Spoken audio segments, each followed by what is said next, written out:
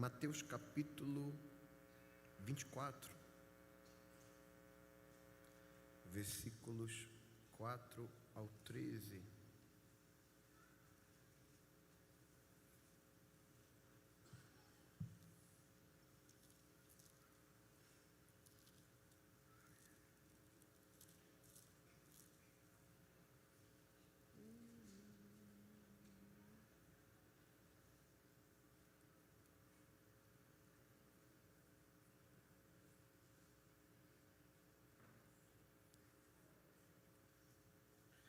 Glória a Deus. Mateus capítulo 24, versículos 4 ao 13 diz: E Jesus respondendo disse-lhes: Acautelai-vos que ninguém vos engane, porque muitos virão em meu nome dizendo: Eu sou o Cristo, e enganarão a muitos. E ouvireis de guerras e de rumores de guerras. Olhai, não vos assusteis, porque é necessário que isso tudo aconteça, mas ainda não é o fim. Porquanto se levantará nação contra nação e reino contra reino, e haverá fomes e pestes e terremotos em vários lugares. Mas todas essas coisas são o princípio das dores. Então vos hão de entregar para serdes atormentados, e matar-vos-ão, e sereis odiados de todas as gentes por causa do meu nome.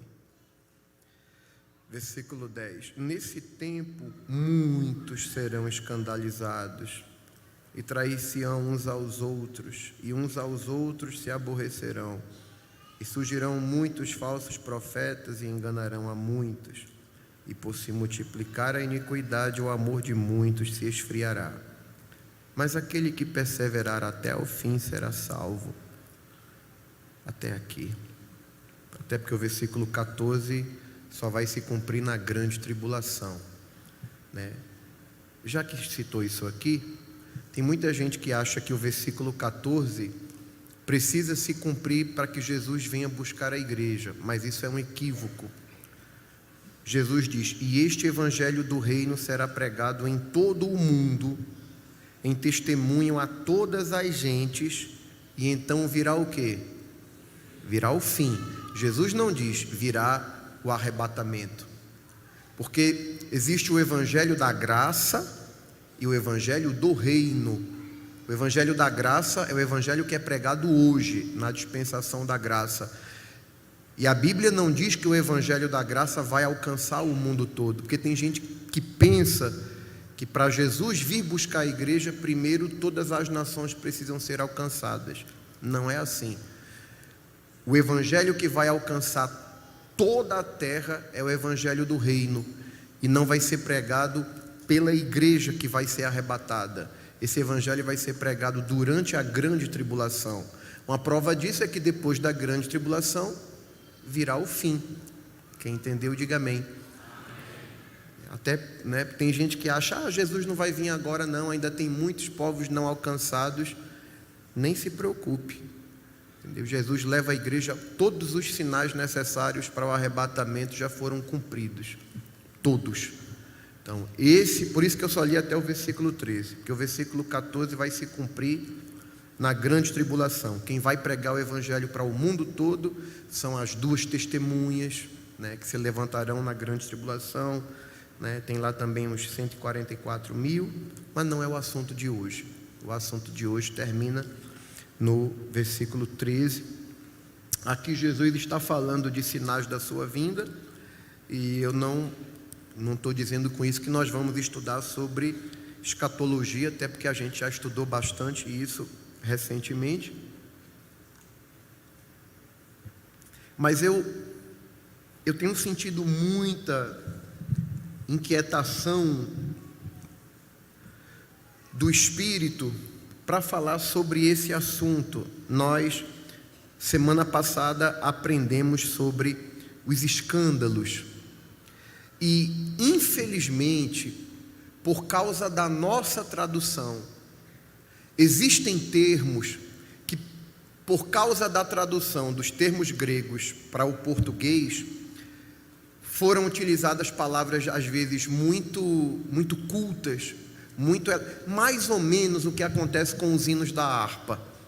Então por isso que você percebe que há uma grande variedade de versões da Bíblia, porque a linguagem ela é dinâmica. Com o passar do tempo, alguns termos que eram usados pelos nossos avós não se usam mais, e é muito fácil, olha aqui para mim, é muito fácil perceber isso. Olhe para os hinos da harpa. Quando alguém diz: fala Jesus querido, fala-me hoje sim, fala com tua bondade, fica ao pé de mim. Quem é que fala isso para alguém? Fica ao pé de mim. Ninguém usa essa linguagem. No tempo que esse hino foi escrito, no tempo dessa composição, dizer para alguém fica ao pé de mim era o mesmo que dizer fica bem pertinho de mim. Mas era um português clássico daquele tempo. Muita coisa do português clássico a gente ainda preserva por duas razões: porque nós cantamos os hinos da harpa e porque a versão bíblica mais utilizada nas nossas Bíblias é a Almeida Revista e Corrigida.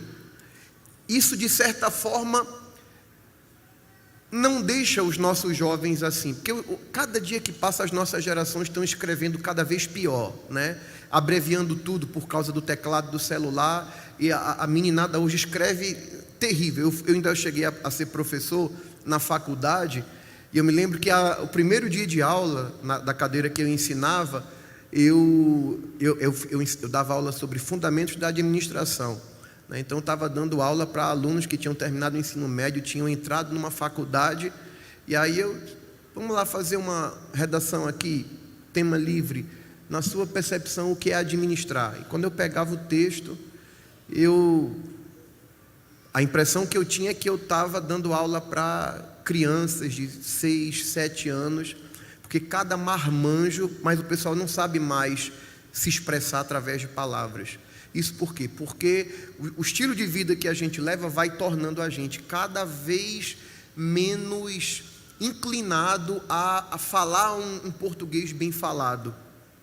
Então, de certa forma, a versão corrigida, ela ajuda um pouco a gente a preservar alguns termos.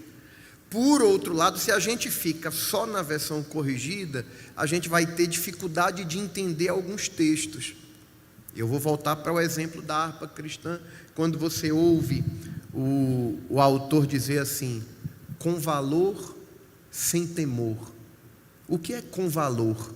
Porque a gente só associa a palavra valor a riqueza, a preço, mas valor, a palavra valor, se você vai para o dicionário, um dos significados da palavra valor é coragem. Quando o anjo do Senhor disse a Gideão: Senhor é contigo, varão valoroso, não está dizendo que ele valia muito, não, estava dizendo que ele era corajoso.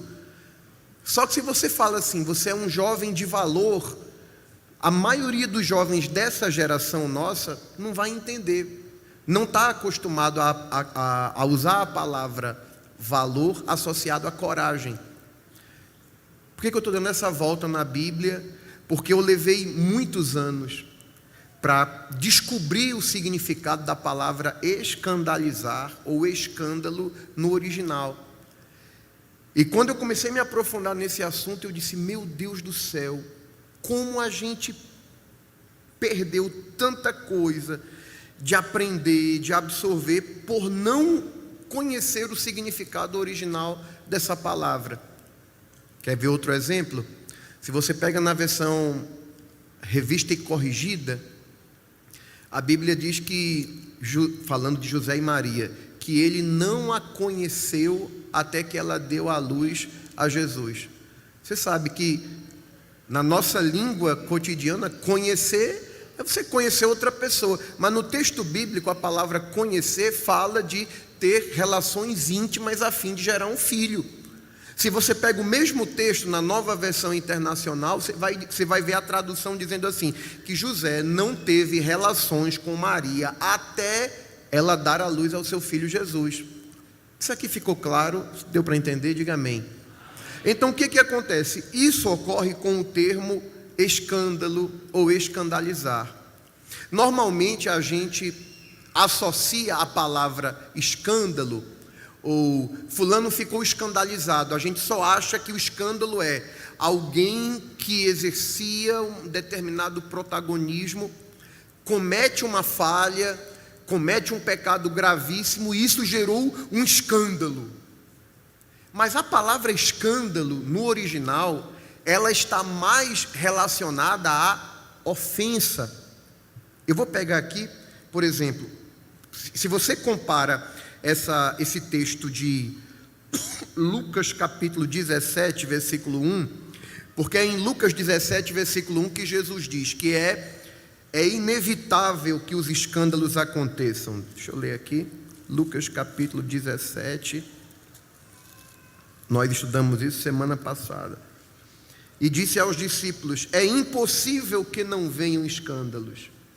Ou seja, Jesus falou, não tem como impedir, isso vai acontecer. Mas ai daquele por quem vierem. Então, quem causa o escândalo já vai pagar um grande preço. Jesus falou, era melhor para essa pessoa que causa, que provoca o escândalo, que fosse amarrado uma pedra no pescoço e fosse jogado no mar. Então já tem um juízo grande para quem é a causa do escândalo. Só que, como Jesus diz que não tem como evitar, é impossível que não aconteçam, Jesus está, de certa forma, dando um alerta para a gente, para que a gente não seja pego na armadilha do escândalo. E não é por acaso que eu estou usando esse termo, a armadilha do escândalo, porque a palavra escândalo, no original grego, é justamente a isca que ficava na parte visível de uma armadilha que era preparada para pegar alguém. O termo escandalizar ou escândalo significa colocar uma pedra de tropeço ou obstáculo no caminho. Esse é um dos significados.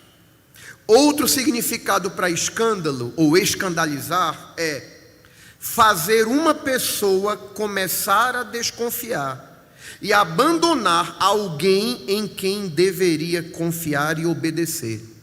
Então, quando você vê uma pessoa começar a desconfiar e abandonar alguém que ela deveria confiar e obedecer, é porque essa pessoa está escandalizada.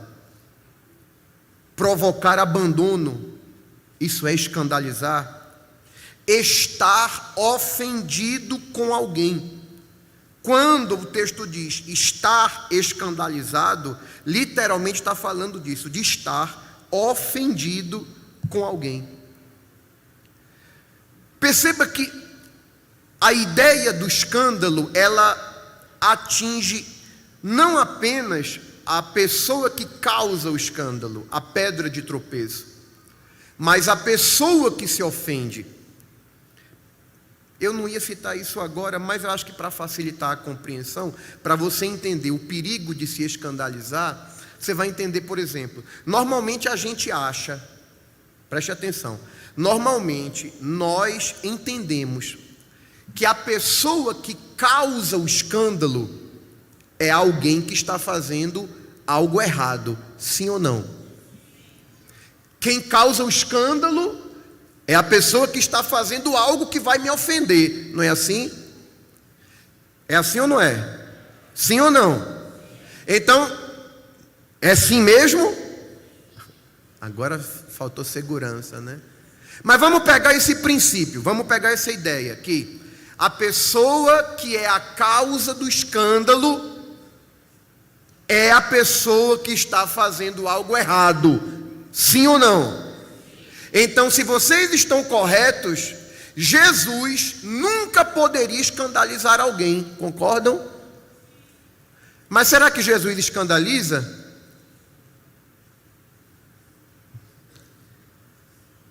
Vamos ler Lucas capítulo 7, versículo 23.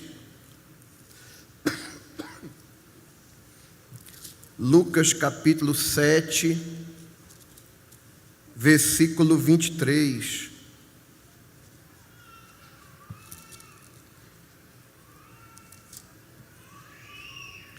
Olha o que Jesus diz aqui. Vamos ler o 22? Respondendo então Jesus, disse-lhes: ide e anunciai a quem? A João, o que tendes visto e ouvido. Os cegos veem, os coxos andam, os leprosos são purificados, os surdos ouvem, os mortos ressuscitam, e aos pobres anuncia-se o Evangelho. E bem-aventurado aquele que em mim não se escandalizar. Por que Jesus disse isso?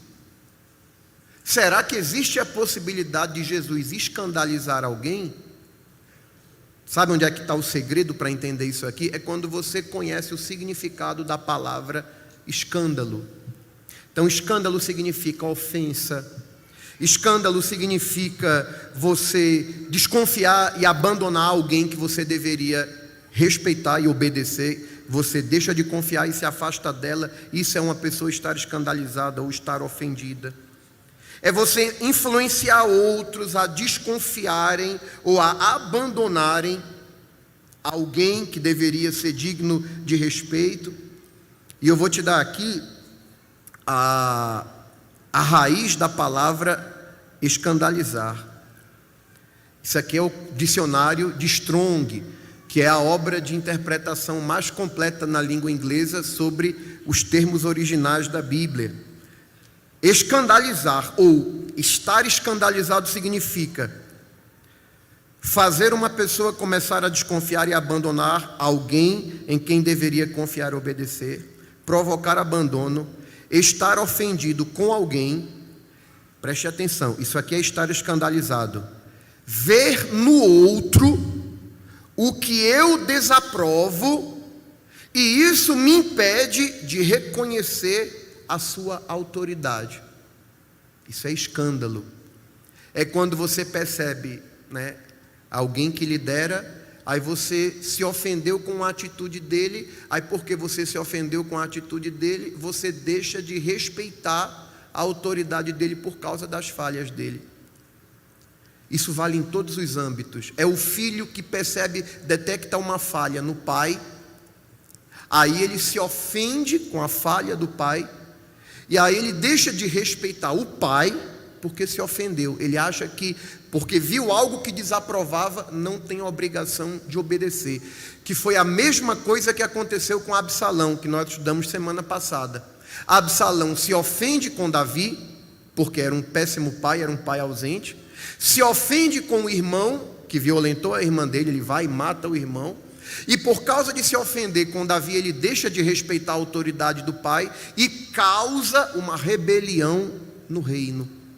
Tudo isso por causa de uma ofensa, por causa de um escândalo. A palavra escandalizar também significa fazer alguém julgar desfavoravelmente ou injustamente. E ainda existe um significado para escândalo, que é criar uma expectativa acerca de alguém, e por essa expectativa não ser atendida, a pessoa se ofende. Por que eu li esse texto aqui? Por que eu fiz questão de ler o versículo 22? Porque Jesus estava respondendo aos discípulos de João. João Batista estava... Eu estou explicando por que Jesus diz: bem-aventurado quem não se escandalizar em mim. João Batista estava preso na prisão. João Batista duvida que Jesus é o Messias. Ele chama 2 discípulos dele e diz assim: vão lá onde está Jesus, e vocês vão perguntar um negócio a ele. Vocês vão perguntar a ele o seguinte: és tu aquele que haveria de vir, ou nós esperamos por outro? Preste atenção. Qualquer pessoa na Bíblia poderia duvidar de Jesus. Os discípulos poderiam, porque os discípulos não tinham o grau de revelação que João Batista tinha. Gente, João Batista começa a ter experiências com Jesus no ventre da mãe dele, Isabel. Quando Maria visita Isabel, Isabel escuta a saudação de Maria, João salta no ventre de Isabel. Isabel é cheia do Espírito Santo e profetiza para a prima dela, Maria. Quando João está no deserto, ele foi bem novinho para o deserto, a Bíblia diz que ele ouviu a voz de Deus dizendo assim: João, quando você sair para batizar, vai ter um que vai ser batizado por você. E esse que você batizar, você vai ver o Espírito Santo descer sobre ele na forma corpórea de uma pomba. Esse é o que batiza com o Espírito Santo, é o que é maior do que você. Como é que a gente sabe disso? Porque João conta isso. João, quando batiza Jesus, se tem alguém que teve uma experiência mais próxima da Trindade, foi João Batista. Porque João batizou o Filho, João viu o Espírito descer na forma de uma pomba entre o céu e a terra, e João ouviu a voz do Pai, dizendo: este é o meu Filho amado em quem me comprazo. João, quando vê Jesus se aproximando, ele diz: eis o Cordeiro de Deus que tira o pecado do mundo. Gente, se tem alguém que não podia duvidar de Jesus, era João.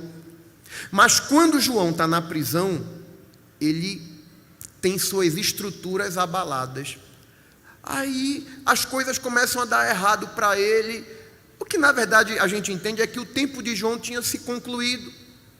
Cumpriu sua missão, não tem por que ficar mais tempo na terra, Deus vai recolher. Só que quando ele está lá no cárcere, prestes a ser martirizado, ele ficou com essa dúvida, mandou perguntar: és tu mesmo que haveria de vir ou nós esperamos outro? Aí o que é que Jesus faz? Jesus pega os discípulos de João, deixa eles passarem um tempo com Jesus e diz assim: vocês vão dizer para João o que vocês estão vendo. Os cegos veem, os coxos andam, os paralíticos são levantados, os leprosos são purificados, os mortos ressuscitam, aos pobres é anunciado o reino de Deus. Aí Jesus diz assim: bem-aventurado aquele que não se escandaliza em mim. Por que Jesus falou isso? Porque escandalizar fala de você criar uma expectativa acerca de algo ou de alguém, e quando essa expectativa não é atendida, você se ofende, você se vitimiza, você acha: meu Deus, será que valeu a pena? Era o que estava acontecendo com João Batista. Será que valeu a pena tudo aquilo que eu vivi, todo aquele tempo de preparação no deserto? Será que é ele mesmo? Por quê? Porque para o que estava acontecendo com João, suas expectativas não estavam sendo atendidas. Ele estava, dentro do sentido da palavra, escandalizado, ofendido, porque suas expectativas não foram atendidas. Por isso que Jesus diz, quando Jesus conta para os discípulos de João: contem que está acontecendo isso, era uma forma de dizer: diga a ele que está tudo de pé, tudo que foi dito ao meu respeito está se cumprindo, e que ele não se sinta frustrado. Em outras palavras, por as coisas não acontecerem do jeito que ele gostaria que acontecesse, que é o significado de escandalizar. Quem entendeu, diga amém.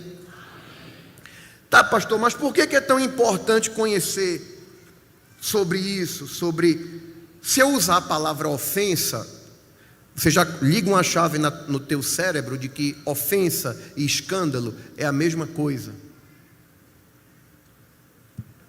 Tanto que se você pega o texto de Lucas 17, capítulo 17, versículo 1, na versão, a King James, né, a versão do Rei Tiago, que é a versão mais popular nos Estados Unidos, se você vê no aplicativo, mesmo que esteja em inglês, você vai ver que a palavra para escândalo, que em inglês tem a palavra scandal, que é a palavra inglesa para escândalo. Só que quando você vai para a Bíblia King James, que é a que equivale à revista e corrigida nossa, quando você lê o texto de Lucas 17:1, o termo que aparece lá é offense, né, que é o termo para ofensa, porque na língua inglesa eles escolheram um termo que está mais próximo da compreensão. Quem entendeu diz amém. Então vamos lá. Por que é importante conhecer sobre o assunto da ofensa? Por uma informação que Jesus trouxe. Jesus diz que é impossível que não aconteçam ofensas, escândalos, expectativas não atendidas. É inevitável. E o que acontece? Você já deve ter me ouvido falar, eu sempre falo isso na Santa Ceia, tem muito crente que ele acha que o que conduz ao inferno são apenas os pecados graves, os pecados escandalosos. adultério, roubo, fornicação, prostituição. Tem gente que tem crente na igreja que acha que só isso leva para o inferno. Mas, por exemplo, a Bíblia fala de pecados, por exemplo, que são tão graves, glutonaria. A Bíblia diz que glutonaria leva para o inferno. Eu não estou falando de quem come muito, não, né? Porque a glutonaria, se bem que eu sei que crente come muito, mas a glutonaria no texto bíblico fala daquela prática dos grandes banquetes, né, dos bacanais, das festas pagãs, onde os elementos iam para os grandes banquetes, comiam, bebiam, depois eles tinham um lugar reservado, onde eles iam lá, provocavam vômito, colocavam tudo para fora para voltar para a mesa do banquete e comer de novo. Em toda a minha vida cristã, eu só ouvi falar, eu só conheci 2 crentes que faziam isso. Aqui em Santa Cruz eu nunca ouvi falar, mas se tiver, você se converte, porque isso não é atitude de salvo, entendeu? Isso é uma obra da carne, isso é glutonaria, e a Bíblia diz que isso conduz ao inferno. Mas existem outras coisas que conduzem ao inferno, tanto quanto prostituição, roubo, adultério, murmuração, estar ofendido. Não, pastor, isso não pode ser correto. Isso não pode ser justo. Porque se eu entendo que eu sofri a ofensa, preste atenção. Se eu sofri a ofensa, quem é a vítima? Eu, não é assim? Então, se eu não ofendi, eu sofri a ofensa, então eu sou a vítima, eu tenho direito de ficar ofendido, sim ou não? Não. Pela palavra de Deus, não. Deus não nos dá, escute isso aqui, Deus não nos dá o direito de nos sentirmos ofendidos. Preste atenção, eu posso sofrer a ofensa,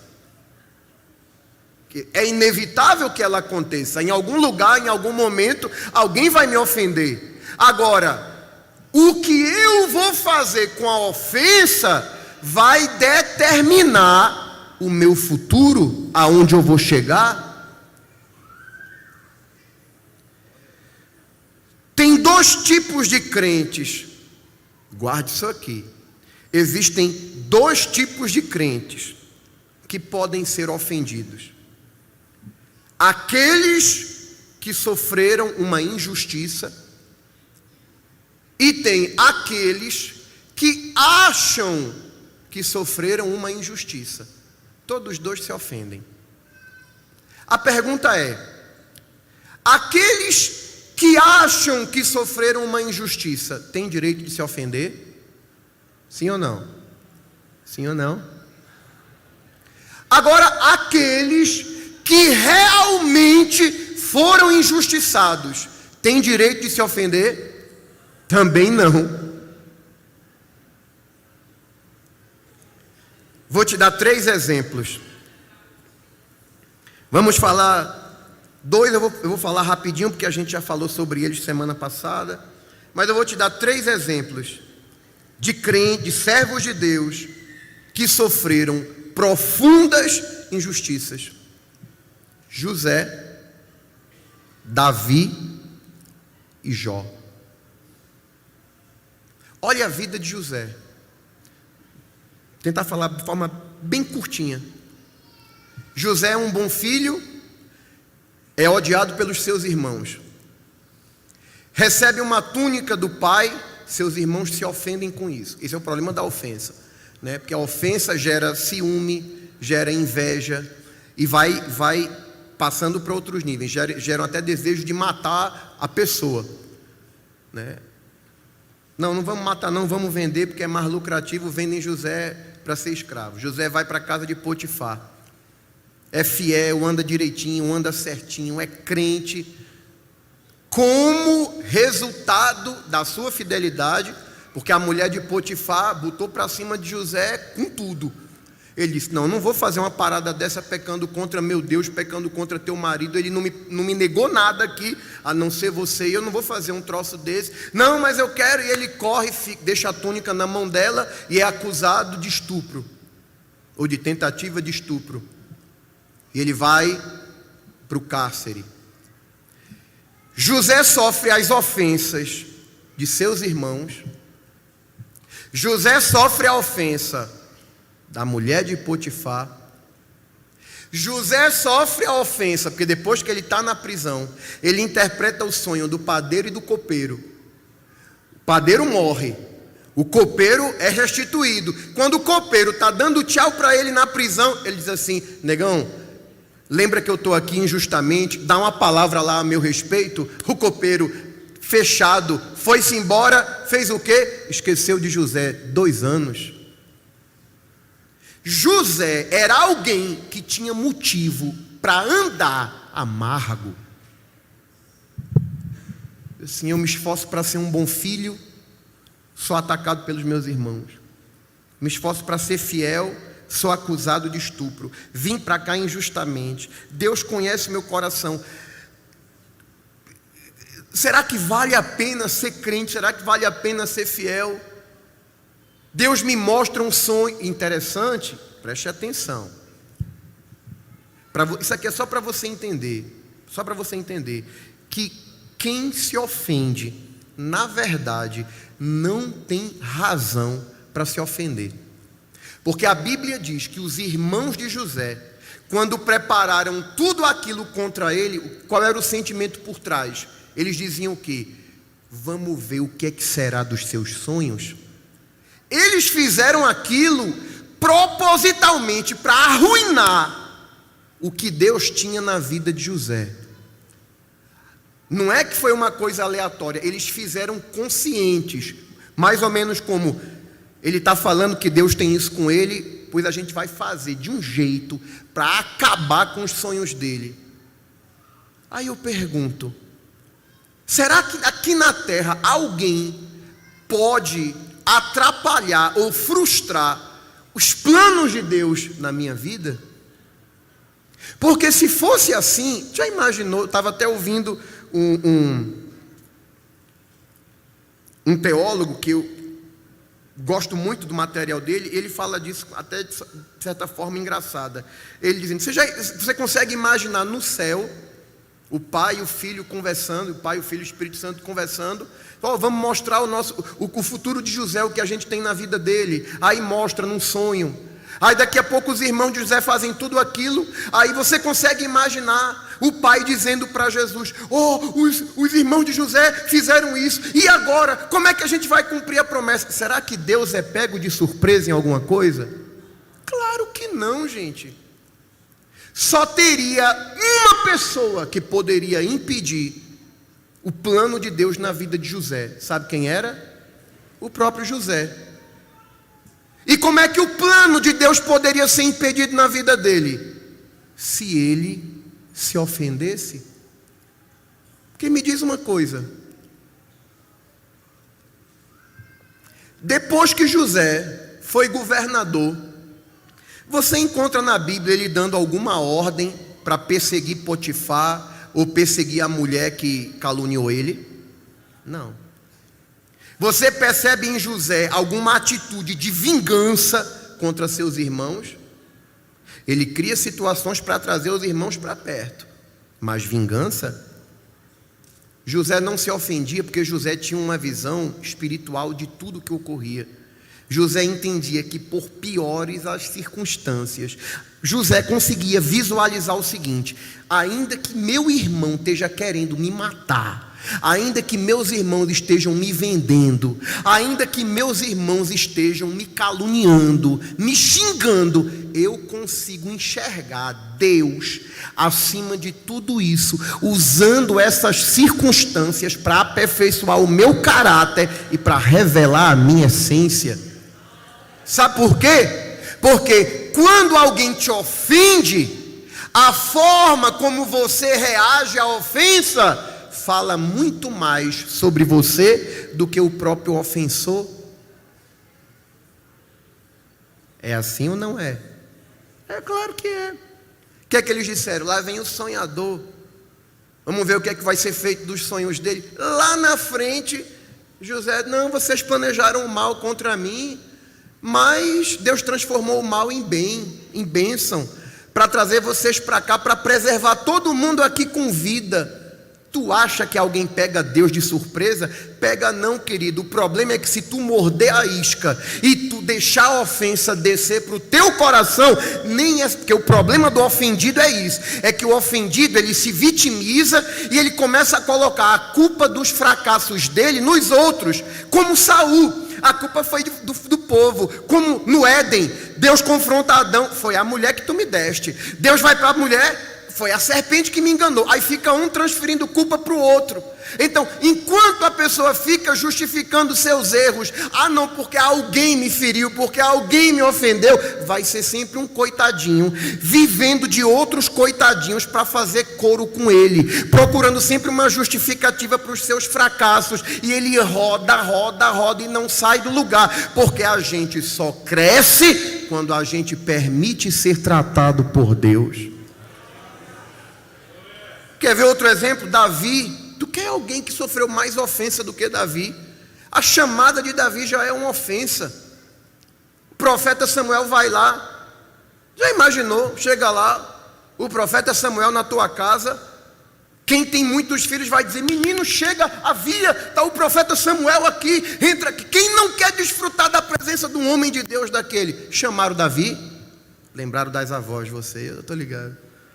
Minha avó que falava assim: havia, menino. Chamaram nem Davi. E Samuel, acabaram-se os rapazes? Não, tem o último, o caçula está lá cuidando das ovelhas. Pois traga ele, porque ninguém senta na mesa enquanto ele não chegar. Veja que coisa interessante, como Davi tinha motivo para se sentir ofendido. O óleo é derramado sobre ele, o Espírito Santo se apodera dele, e agora a vida de Davi vai sendo conduzida de uma forma que aparentemente está dando tudo certo. Ele vai, vence Golias, já ganha logo um prêmio, né? Ganhou a filha do rei como esposa. Provavelmente Davi poderia pensar: matei Golias, ganhei respeito com o povo e com Saul. Não vou precisar brigar com Saul, estou casando com a filha dele. Então provavelmente talvez esse seja o caminho para Deus me levar para o trono. Eu estou casando com a filha do rei, né? Estou entrando na família real. Talvez esse seja o caminho. Mas subitamente tudo começa a dar errado. Quando Saul escuta a mulherada cantando: Saul venceu milhares, mas Davi venceu dezenas de milhares. Aí, meu irmão, deu ruim. Aí Saul se sentiu ofendido.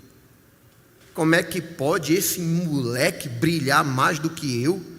Esse menino brilhar mais do que eu? É por isso que Saul não encontra lugar nos planos de Deus dali para frente. Porque tem gente que não aceita alguém brilhar mais do que ele. Gente, eu conversando muito com a minha esposa, e ela conversando comigo sobre Isabel e Maria. Maria, mãe de Jesus, e Isabel, mãe de João Batista. Elas eram primas. Quando você lê o texto de Lucas, que fala sobre Isabel, o currículo de Isabel era muito mais topado do que o de Maria. Isabel era esposa de sacerdote, da tribo de Arão, das filhas de Arão, se não me falha a memória.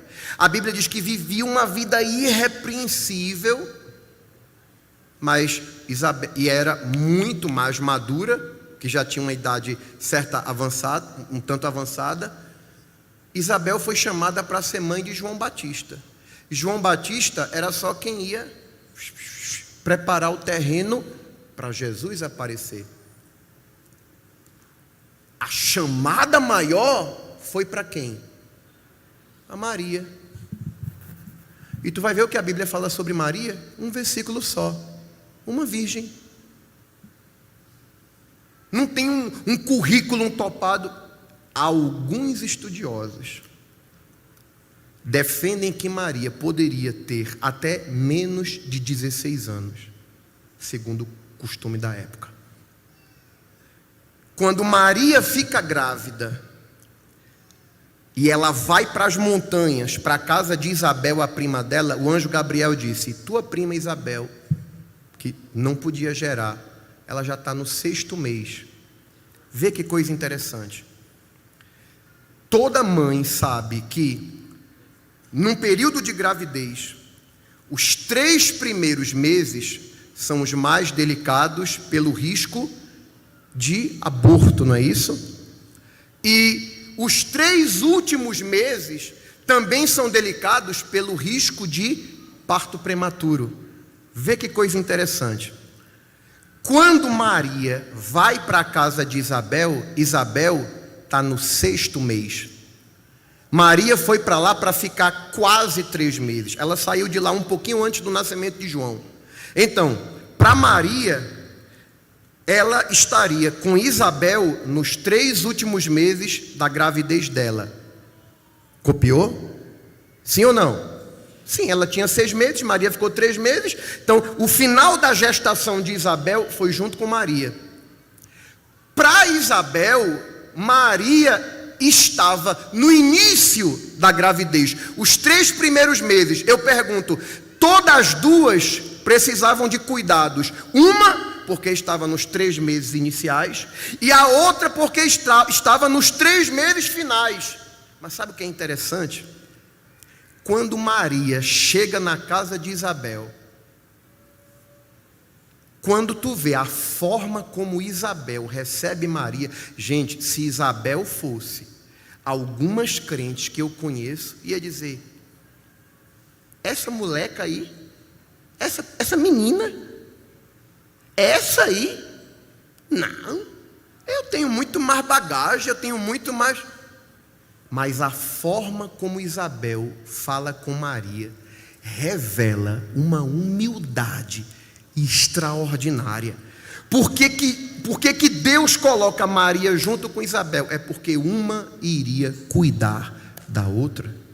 Eu te ajudo no início da tua gravidez, eu cuido de ti no início da tua gravidez, tu cuida de mim no final da minha gravidez, e a gente se ajuda mutuamente, porque nós estamos dentro de um propósito de Deus, e aqui não importa quem brilha mais ou quem tem a responsabilidade maior, a gente está para se ajudar. Se eu não vou ser a mãe do Salvador, mas eu vou ser mãe daquele que vai preparar o caminho para ele. Que honra para mim receber na minha casa a mãe do meu Senhor. Maria pode ser uma menina, mas foi Deus que escolheu a menina. E Isabel tem maturidade para respeitar que aquilo que Deus deu a Maria não deu a ela, mas isso não faz ela menos importante do que Maria.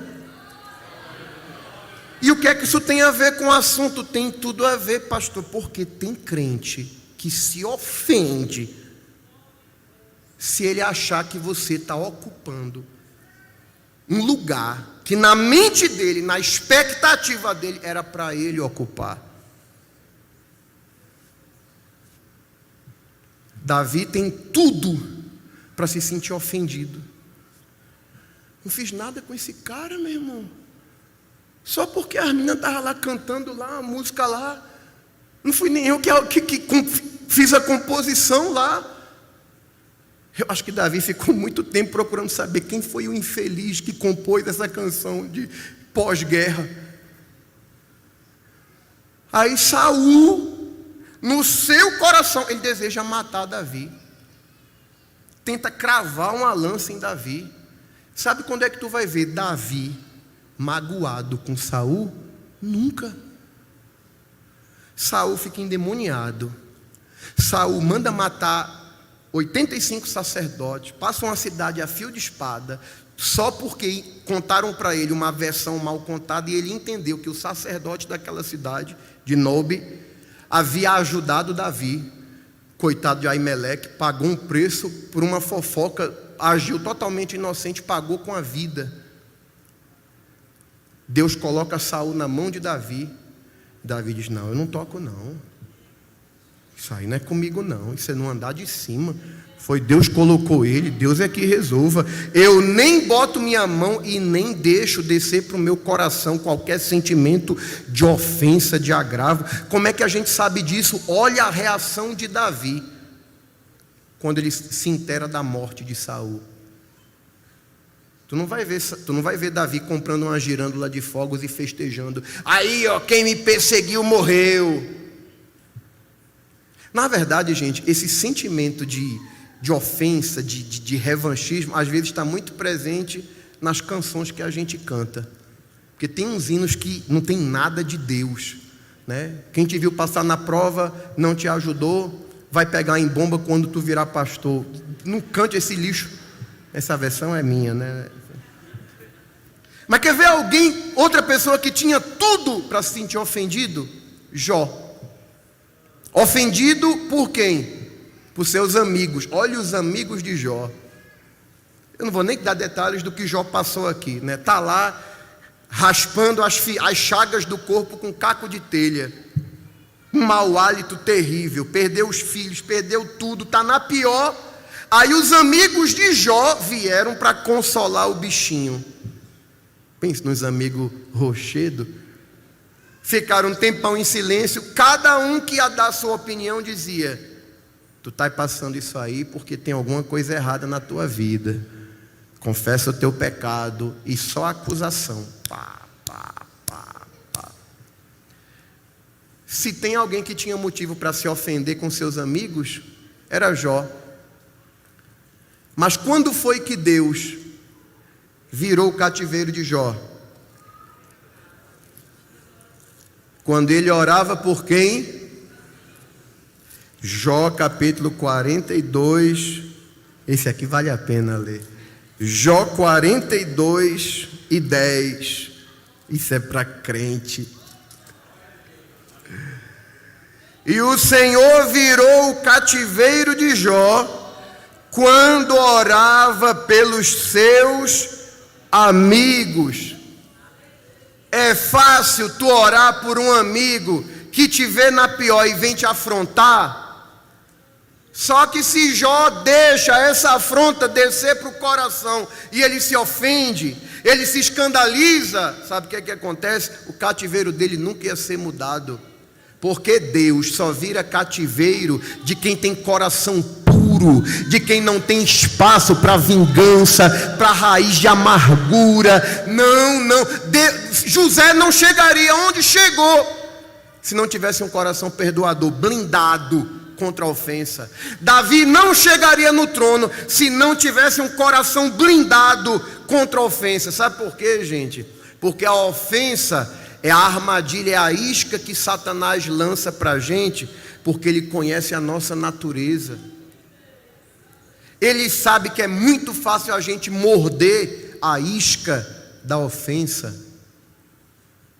Eu esperava. Tenha muito cuidado quando você ouve alguém dizendo assim: eu esperava mais de fulano como dirigente, eu esperava mais de fulana como dirigente. Quando ela diz, ou quando ele diz, eu esperava mais, é porque ele está dizendo, ele não atendeu minha expectativa. À luz da Bíblia, isso é estar ofendido, escandalizado. Isso me incomodou, porque ele não atendeu minha expectativa. Foi a mesma coisa que aconteceu com João Batista, quando mandou perguntar a Jesus, porque na visão dele, ele não está atendendo aquilo que eu esperava, vou perguntar se é ele mesmo. Por isso que Jesus explica, os mortos os mortos ressuscitam, os cegos veem, e conta tudo aquilo, e bem-aventurado aquele que não se escandaliza em mim. Porque o problema é que tem pessoas que se escandalizam mesmo quando a situação não é negativa contra a sua pessoa. Melhor exemplo é Jesus. Jesus não é mal para ninguém, mas Jesus escandalizou muita gente. Tem um texto de Mateus capítulo 21, versículo 44, porque a palavra escandalizar também significa pedra de tropeço. Mateus capítulo 21, versículo 44.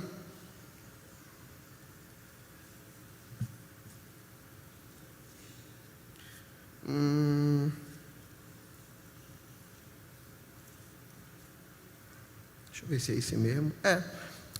Mateus 21, 42 diz assim: nunca lestes nas Escrituras: a pedra que os edificadores rejeitaram, essa foi posta por cabeça do ângulo, ou pedra principal de esquina. Pelo Senhor foi feito isso, e é maravilhoso aos nossos olhos. Eu pergunto, quem é a pedra principal de esquina?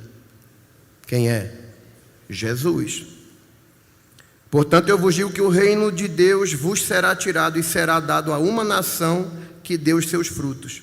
E quem cair sobre esta pedra, despedaçar-se-á, e aquele sobre quem ela cair ficará reduzido a pó. Nesse aspecto, Jesus, ele pode ser uma pedra de tropeço para quem? Para quem cria uma expectativa diferente daquilo que a realidade mostra. Quer ver um exemplo de quem teve um encontro com Jesus e o que deveria ser uma edificação para a sua vida, na verdade foi um tropeço? Dá um exemplo claro aqui. Você já imaginou Jesus em pessoa? Ele vem aqui, olha você aqui, cata você aqui no meio da multidão, olha para você com amor e diz assim: segue-me. Ou aí você diz assim: não, Senhor, seria um privilégio, sim ou não? Sim ou não? O jovem rico chega para Jesus: bom mestre, que hei de fazer para herdar a vida eterna? Jesus: por que me chamas bom? Só há um bom, que é Deus. Em outras palavras, se você está me chamando de bom, você sabe com quem está falando. Tu sabes os mandamentos: não matarás, não roubarás, não dirás falso testemunho. Aí o jovem rico diz assim: tudo isso eu tenho observado desde a minha mocidade. Veja que ele tinha uma expectativa de Jesus. Jesus contraria a expectativa dele e diz assim: tá bom, então vai e vende tudo que tu tem, tu vai ter um tesouro no céu, e vem e segue-me. Tu fosse? Sim ou não? Foi não. E é interessante que um dos evangelistas diz que quando Jesus olhou para ele e o amou. O problema estava em Jesus ou estava no jovem rico? Aquilo é uma forma de escândalo. Ele se choca, ele se ofende com o que Jesus diz: vai e vende tudo que tu tem, tu vai ter dá aos pobres, tu vai ter um tesouro no céu, e vem e segue-me. Aí o rapaz: meu irmão não achava que ia ser isso não. Deu ruim, perdeu a salvação que veio diretamente a ele. Perceba que para aquele jovem, Jesus foi uma pedra de tropeço. Não porque Jesus é uma pedra de tropeço, mas é porque Jesus é a pedra de esquina. Então, essa pedra pode servir para escândalo de muitos. Quando a pessoa cria uma expectativa que é fora da realidade, ele vai se ofender. Então perceba o cuidado que a gente tem que ter com o nosso coração para não se ofender. Bom, eu citei José, Davi e Jó. Esses três sofreram injustiças, não é verdade? Mas Deus deu a eles o direito de se ofenderem. Se eles se ofendessem, eles teriam arruinado o plano de Deus na vida deles. Ah, pastor, mas e aqueles que acreditam que sofreram injustiça? Porque tem esses que acham que foram injustiçados, que acham que são vítimas. Vou citar um: Aitofel. Abra a tua Bíblia em 2 Samuel capítulo 16, versículo 23. 2 Samuel capítulo 16, versículo 23.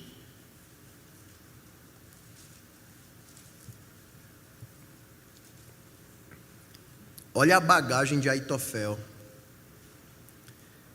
E era o conselho de Aitofel, que aconselhava naqueles dias, como se a palavra de Deus se consultara. Tal era alguns conselhos de Aitofel. É assim que está escrito? Como é que está escrito? Tal era todo o conselho de Aitofel, assim para com Davi como para com Absalão. Olha aqui para mim. Sabe o que é que a Bíblia está dizendo?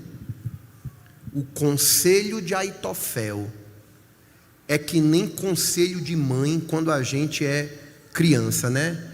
Minha mãe se dissesse, ó, se você comer uma pedra, ela vai curar. Eu comia porque eu acreditava no que minha mãe dizia, porque o que minha mãe me dizia dava certo.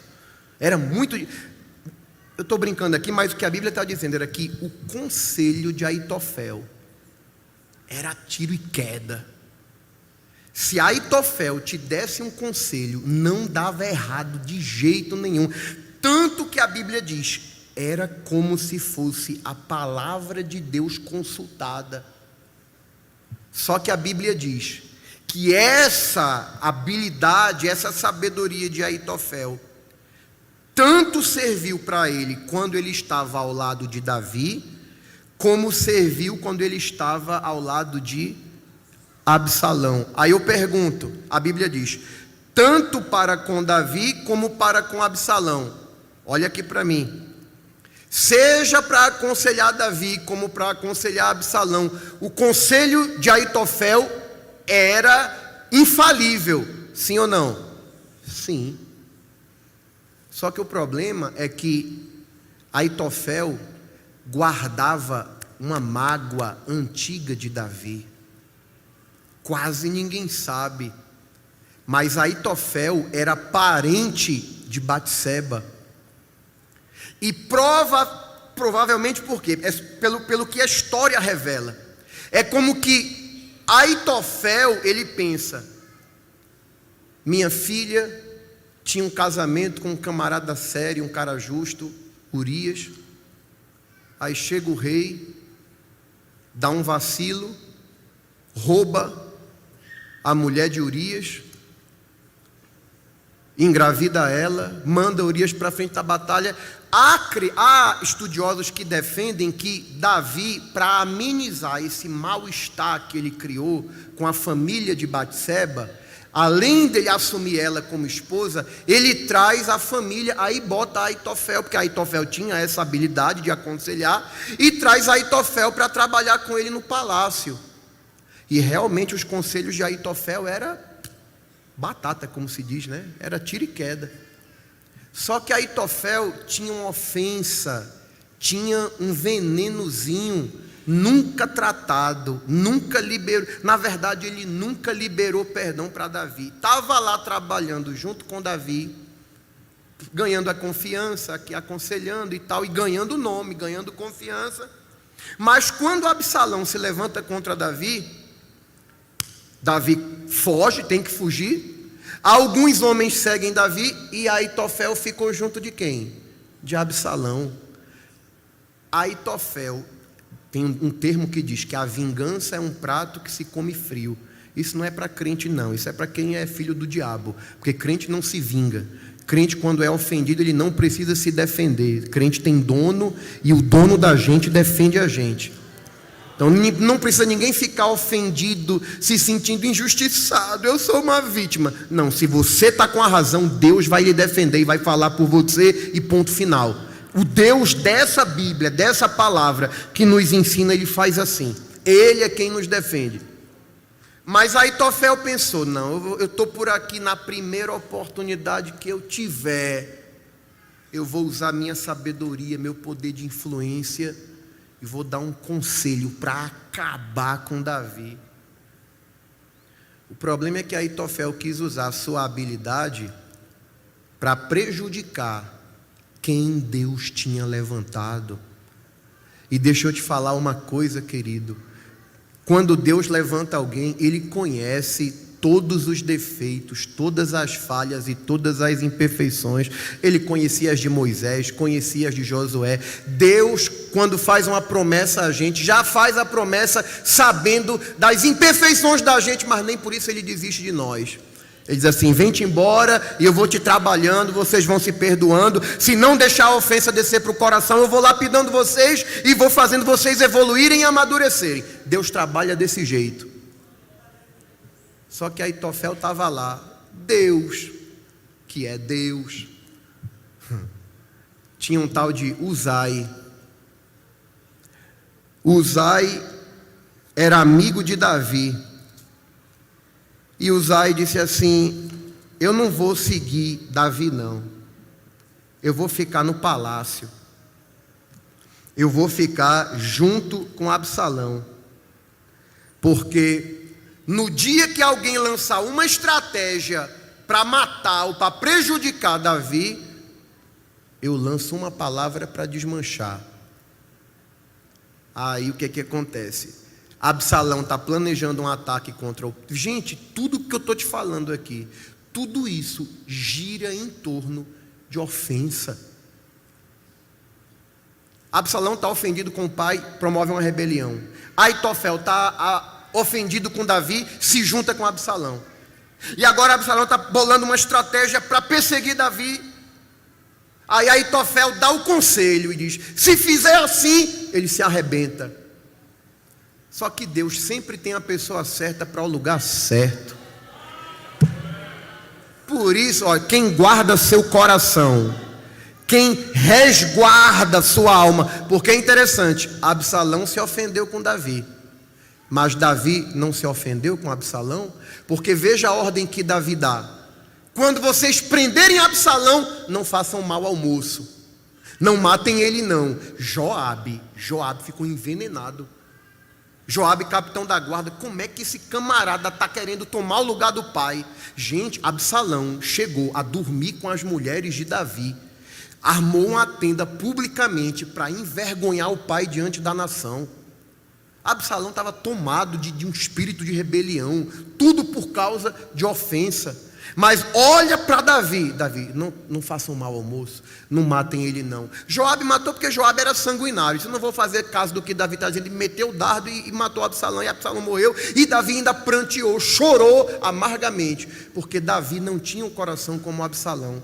Aí é que está a diferença. Absalão está agindo movido pela ofensa. Quem age movido pela ofensa, o combustível dele é a influência de Satanás. Agora, quem tem o seu coração blindado em Deus e diz assim: quem quiser pode me ofender, agora eu escolho não me ofender, eu escolho perdoar, eu escolho olhar para o olho dele e dizer: tu continua sendo meu filho, eu te amo, eu te perdoo. Aí Deus vai se colocar do lado de quem? De Absalão? Não, estou fechado com Davi, é um homem segundo o meu coração. Davi pode ter muita falha, mas no coração dele não tem espaço para amargor não. Davi sabe o que é perdão.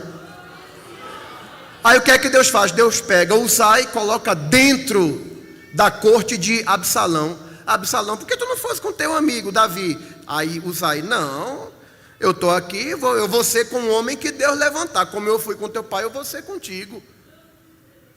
Eu acredito que o serviço de contra-espionagem nasceu com Uzai, amigo de Davi. Aí Aitofel dá um conselho, Uzai: o conselho de Aitofel é bom, é uma boa ideia. Agora, se a gente fizer assim, vai dar certo. Só que o conselho de Uzai dava tempo de Davi se reagrupar, se preparar e tomar o trono de novo. Aí o que acontece? Quando Aitofel percebe: não seguiram o meu conselho, não quiseram a minha orientação, preferiu a orientação de Uzai. Eu não aceito isso não. Sabe o que Aitofel foi fazer? 2 Samuel capítulo 17, versículo 23. Gente, tem pessoas que não entendem. Ofensa mata espiritualmente. 2 Samuel capítulo 17, versículo 23. Vendo, pois, Aitofel que se não tinha seguido o seu conselho, o que é que ele fez? Albardou o jumento e levantou-se e foi para a sua casa e para a sua cidade e pôs em ordem a sua casa e se enforcou e morreu. Tem crente cometendo suicídio espiritual. Sabe por quê? Porque preferiram ela e não eu. Porque preferiram ele e não eu. Sabe o que é isso? Ofensa. Estou morto. E o pior é que normalmente ele se mata espiritualmente, mas a conversa dele é: me mataram. Que te mataram, rapaz? Será que é mesmo? Então, eita, já estourei o tempo.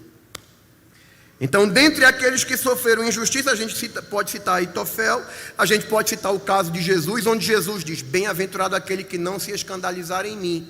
O que está revelando o quê? Que às vezes a pessoa se ofende por conta própria, por ela mesma. Vou terminar. Dentre aqueles que se ofendem, normalmente quem se ofende só aceita essa condição por causa de um probleminha da natureza humana que nós falamos semana passada, que se chama orgulho. O orgulho, porque é o seguinte, o orgulho faz uma coisa. Quando uma pessoa é humilde e ela recebe uma ofensa, ela não revida. Ela vai pensar: não, se eu fui ofendido nessa área, talvez eu precise melhorar nisso aqui e tal, eu vou tomar isso como uma crítica construtiva, como uma correção e vou melhorar. Eu pergunto: é fácil fazer isso? É nada. Para fazer isso tem que ter uma coisa chamada humildade. Só que e é por isso que Satanás agarra muito crente na ofensa. Sabe por quê? Porque sabe que a nossa natureza é orgulhosa. Se eu sou ofendido, se vem uma ofensa para mim, o meu orgulho vai me dizer: não era para ele ter me tratado assim, ele é muito bruto, ele é muito grosso, ele é muito estúpido, eu não esperava isso dele e tal. Ou seja, a pessoa fecha os olhos para as suas falhas e ela só enxerga o ofensor. Aí daqui a pouco ela está com um sentimento de raiz de amargura, de raiva, e daqui a pouco ela está criando muros, está se isolando de todo mundo. Eu vou terminar dizendo como é que a gente sabe se a gente é uma pessoa que se ofende fácil. Nós citamos isso semana passada. Qual era o problema da igreja de Laodiceia? Orgulho. Eles se viam de um jeito, Jesus via eles de outro. Qual é o remédio? Compra ouro provado no fogo. Porque o ouro provado no fogo, ele não tem mistura. E o ouro sem mistura, ele é dobrável, é flexível, é maleável. Interessante que quando a Bíblia fala do pecado na vida do crente, fala de algo que endurece a nossa cerviz. Isso fala do quê? Da mistura, das impurezas na nossa natureza. Quando a gente é submetido ao calor da prova, Deus traz as nossas impurezas à tona. Já observou que tem crente que ele não sai da prova? Já percebeu isso? Quando você vê um crente muito tempo na mesma prova, sabe o que é que ele está dizendo? Deus está me apertando, Deus está me acochando. O calor da prova está fazendo com que todas as impurezas da minha natureza venham à superfície, mas eu não estou enxergando isso, não estou percebendo e não estou permitindo eu ser tratado. Aí ele fica sempre na prova e nunca evolui, nunca cresce. Porque é o fogo da prova que refina o ouro da nossa fé. Quem entendeu diz amém. Vou terminar agora. Além do orgulho, tem uma outra coisa que faz com que a gente se escandalize e se ofenda fácil. Quem tem a versão revista e atualizada aí? Alguém tem? Tem a tua atualizada? Localiza Mateus capítulo 13, versículos 20 e 21. Na versão atualizada, você vai ler na versão corrigida, que é que você tem. Mateus capítulo 13. Jesus vai mostrar uma outra razão porque tem pessoas que se ofendem. Mateus capítulo 13, versículos 20 e 21. Meu Deus, estou estourando o tempo de novo.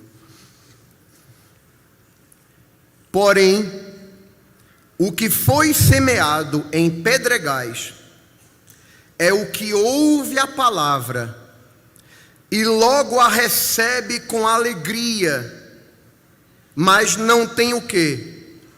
Não tem raiz em si mesmo, antes é de pouca duração, e chegada a angústia e a perseguição por causa da palavra, logo se, na atualizada diz o quê?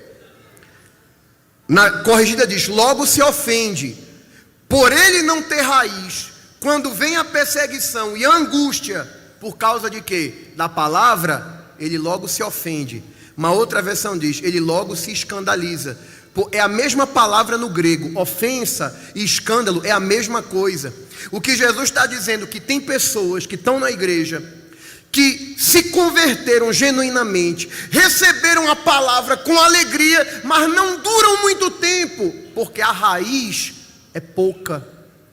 E quando vem angústia e perseguição, ele se ofende facilmente e não permanece. Você está percebendo como ofensa é uma coisa perigosa? Última referência da noite. Provérbios.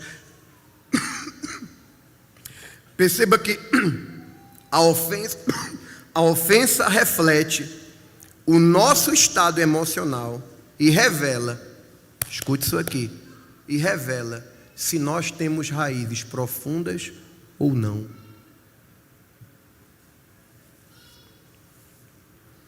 Como saber, pastor, se eu sou do tipo de crente que se ofende fácil? Provérbios capítulo 18, versículo 19.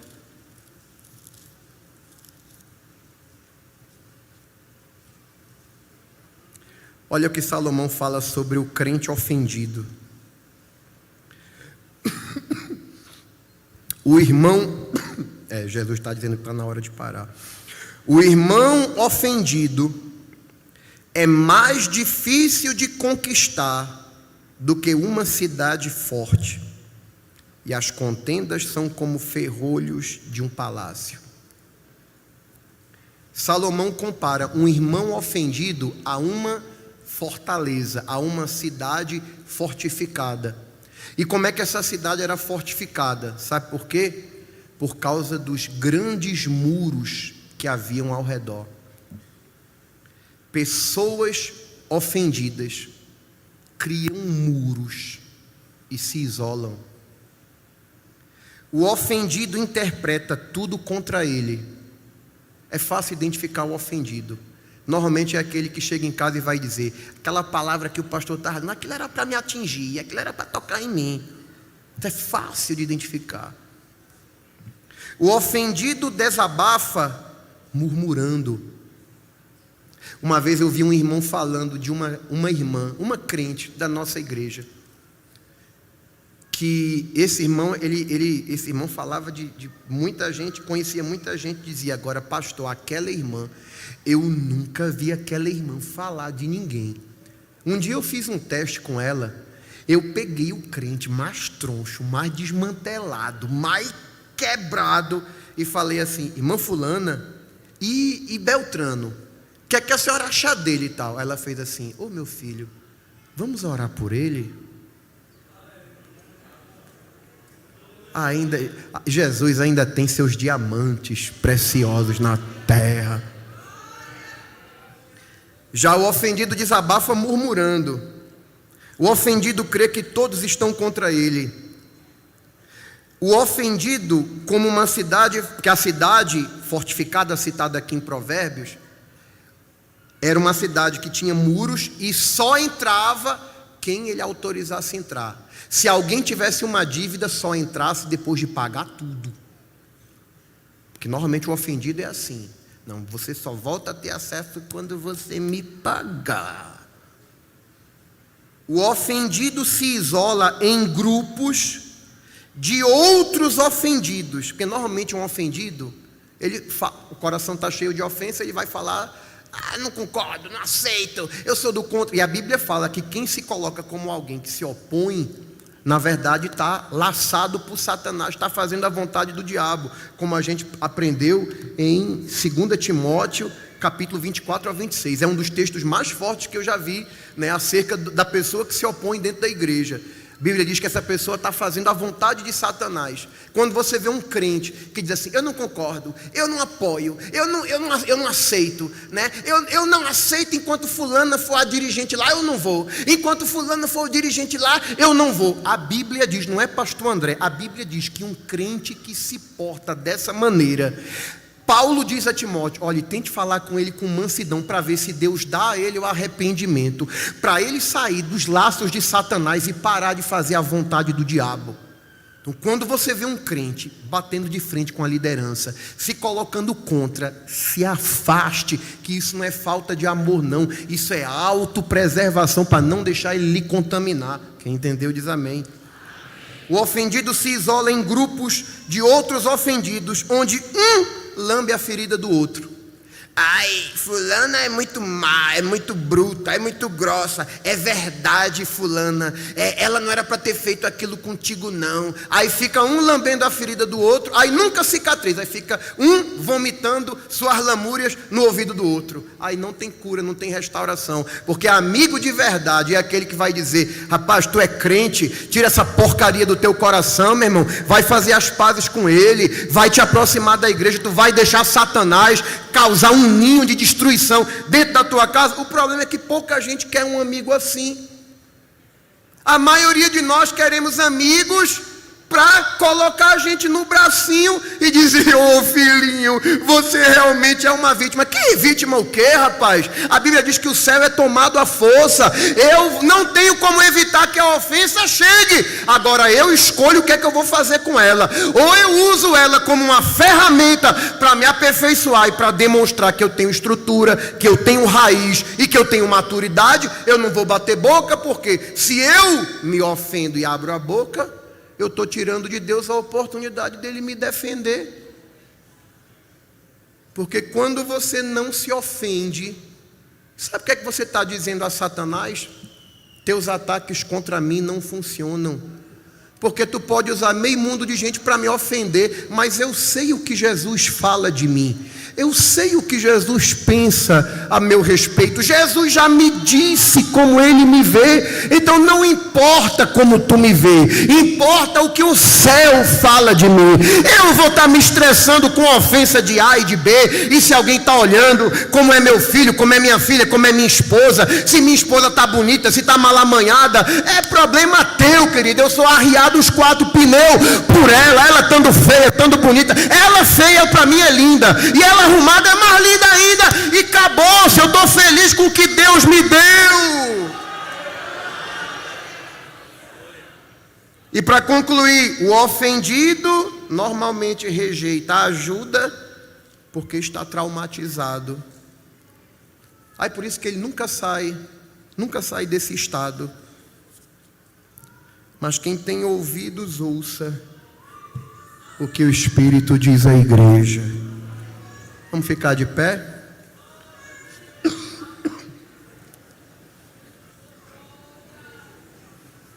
Tenha cuidado para não ser influenciado pelo ofendido, porque muitas mesas e muitas reuniões de contenda surgem a partir disso. Tu visse a mudança lá? Aquilo ali é Deus pesando a mão. Não entre no que você não sabe não. Se você não sabe, fique calado, mas não abra a boca para falar do que você não conhece. Lanchonete está funcionando normalmente.